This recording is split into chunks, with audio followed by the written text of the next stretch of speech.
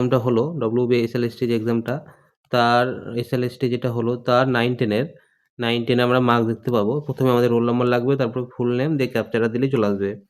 তো আমি আমার নিজেরটা দেখার চেষ্টা করছি এখানে। ১ম এ আমি আমার রোল নাম্বারটা দেব। রোল নাম্বারটা দেব। রোল নাম্বার দেয়া হলো, তারপর নিজের নামটা লিখব। এখানে ক্যান্ডিডেটের নাম।